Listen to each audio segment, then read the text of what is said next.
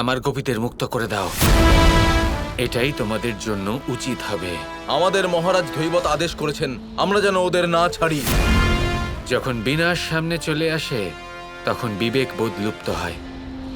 আমি শেষবারের মতো তোমাদের সতর্ক করছি, আমার গোপীকে মুক্ত করে দাও।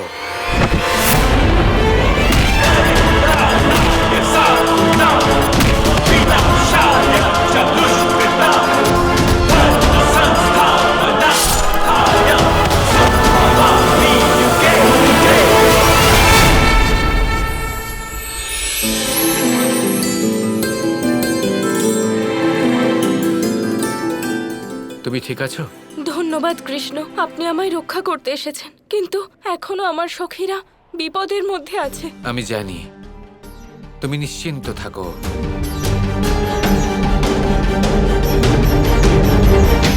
এবার ধৈবতের পতন হবে। কৃষ্ণ, এতক্ষণেও এলে না তুমি? এই দেখো, তোমার রাধা, তোমার গোপী সবাই আমার বন্দী হয়ে আছে। এখনো কি প্রতিশোধের আগুন তোমার অন্তরকে ছারখার করছে না? তাহলে কি এবার তোমার ভাই বলরাম আর এই যদুকুল পুত্রদের প্রাণ কেড়ে নেব, নাকি তুমি আসবে এবার?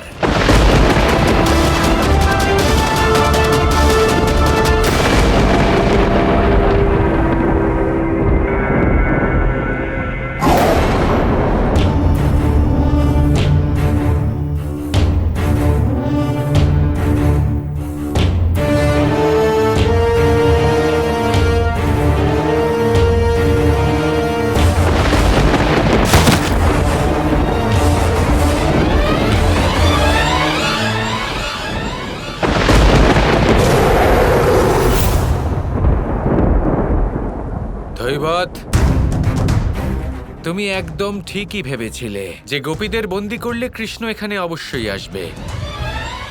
আমার দাদা বলরাম, আমার কুলের পুত্রদের যদি প্রাণ সংকট হয় তাহলে কৃষ্ণ অবশ্যই আসবে। যদি তুমি রাধার প্রাণ কেড়ে নিতে চেষ্টা করো তাহলে তার বদলে কৃষ্ণ প্রাণ কেড়ে নেবে। ঠিকই ভেবেছিলে তুমি। তুমি আমার জন্য অপেক্ষা করছিলে, তাই তো? আমি এখানে তোমার সামনে দাঁড়িয়ে রয়েছি।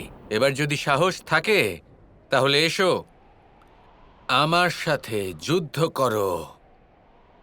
আমি প্রস্তুত আছি ধৈবত।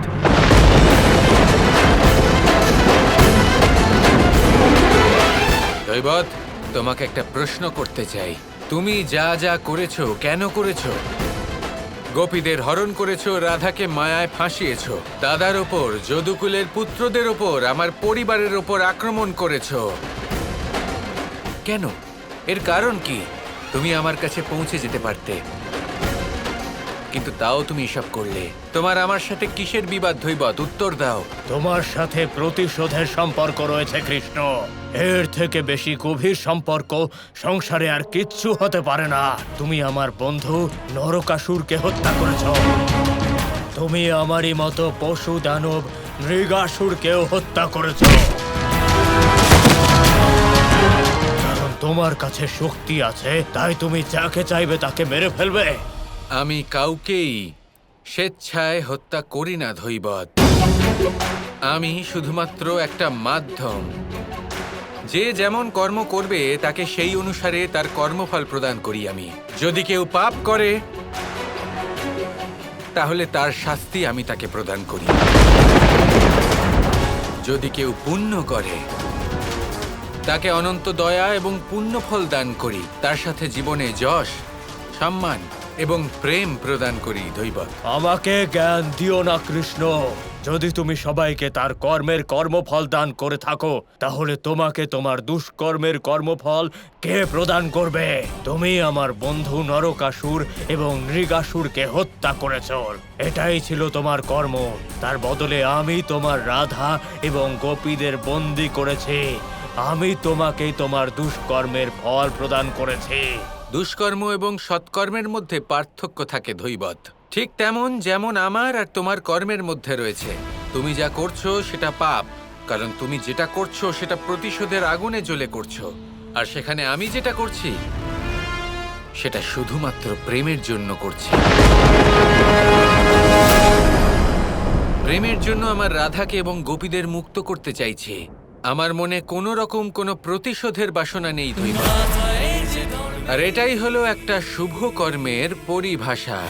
যখন কোনো কর্ম করবে তখন মনে সেই কর্মের প্রতি শুদ্ধ মনোভাব, পবিত্র ভাব থাকবে। আমার চেতনায় প্রেম রয়েছে ধৈবত, আর তোমার চেতনায় রয়েছে প্রতিশোধ। আর কথা নয়, এবার যুদ্ধ হবে। যুদ্ধ করো আমার সাথে কৃষ্ণ। নিজের শক্তির দ্বারা প্রাণ কেড়ে নেব আমি তোমার। এই যুদ্ধের জন্য এত আয়োজন করেছি আমি। যুদ্ধ করো তুমি আমার সাথে কৃষ্ণ। যদি আমার সাথে যুদ্ধ করা, দ্বন্দ্বে অংশগ্রহণ করাই তোমার উদ্দেশ্য ছিল, তাহলে যাদের কোনো ভুল ছিল না, কোনো দোষ ছিল না, সেই রাধা এবং গোপীরা, এদের হরণ তুমি কেন করলে? আমার পরিবারের ওপর কেন আক্রমণ করলে ধৈবত? এটা কি মহাপাপ নয়? প্রতিশোধের আগুনে কি তুমি এতটাই জ্বলে গেছো যে তুমি বিবেক হারিয়েছো?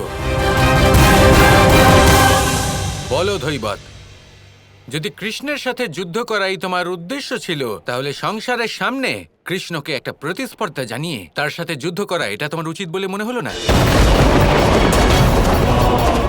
এই কানাই এই বানরের সাথে এত আলোচনা কেন করছে? একে শেষ করে দিয়ে রাধা এবং বাকি গোপিনীদেরকে বাঁচাচ্ছে না কেন?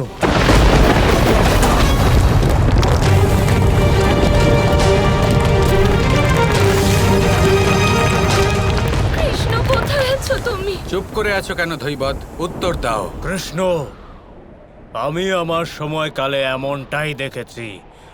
অনেক বছর আগে এমনই এক মহাশক্তিশালী যোদ্ধা ছিল। সে ওই একই পদ্ধতি অবলম্বন করেছিল। কে ছিল সেই যোদ্ধা? রাবণ।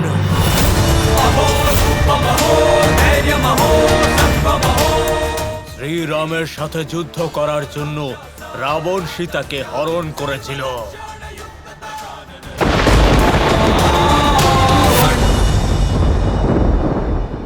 তুমি এই পুরো ঘটনা দেখেছিলে, কিন্তু তাও কিছু শিখলে না। বুঝতে পারলে না এর পরিণাম কি হতে পারে? এই রামের বাণের আঘাতেই এই রাবণকেই মৃত্যুবরণ করতে হয়েছিল ধৈবত।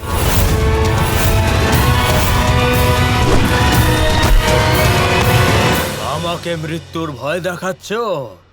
আমাকে সাবধান করছো তুমি? তোমাকে সত্যের সাথে অবগত করাচ্ছি। নিজেকে রামের মতো শক্তিশালী মনে করো না কৃষ্ণ। প্রথম কথা হলো, আমি শ্রীরামের অনন্য অস্তিত্ব নিজের চোখে দেখেছি। ওনার জন্য সেতু নির্মাণ করেছি আমি। তুমি রাম নও। দ্বিতীয় কথা হলো, শ্রীরামের সাথে হনুমান ছিলেন, লক্ষণ ছিলেন, বিশাল বানর সেনা ছিল। আমি ছিলাম শ্রীরামের বিজয় সুনিশ্চিত করার জন্য। কিন্তু তুমি হলে একা কৃষ্ণ। শ্রীরামের বরের দ্বারা যে অনন্ত বল আমি লাভ করেছি, তার সম্মুখীন তুমি হতে পারবে না কৃষ্ণ।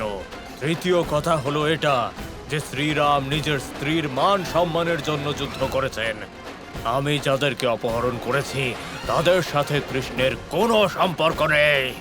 শুধুমাত্র একটা প্রেমের সম্পর্ক রয়েছে, যেটা আমি মানি না। প্রথম কথা, সমগ্র সংসারে প্রেমের সম্পর্কের ঊর্ধ্বে আর কোনো সম্পর্ক নেই। দ্বিতীয় কথা, তুমি এখনো পর্যন্ত রামকে বুঝতেই পারোনি ধৈবত। তোমার মনে হয় যে শ্রীরাম এই যুদ্ধ করেছেন, রাবণকে সমাপ্ত করেছেন শুধুই এই কারণে যে সীতা ওনার স্ত্রী ছিলেন, শুধুমাত্র এই জন্য যে তার মান রক্ষা করা শ্রীরামের কর্তব্য ছিল? না ধৈবত, শ্রীরাম এই কাজ করেছিলেন, এই যুদ্ধ করেছিলেন, রাবণকে শেষ করেছিলেন এই সংসারকে একটা শিক্ষা দেওয়ার জন্য। এই সংসারকে এটা বলতে চেয়েছিলেন যে যদি কোনো ব্যক্তি কোনো নারীকে অপমান করে, নারীকে অপহরণ করে, তাহলে তাকে বধ করাই হলো উচিত কাজ। আর এই কর্মই হলো প্রকৃত ধর্ম। Kৃষ্ণ কৃষ্ণ কৃষ্ণ কৃষ্ণ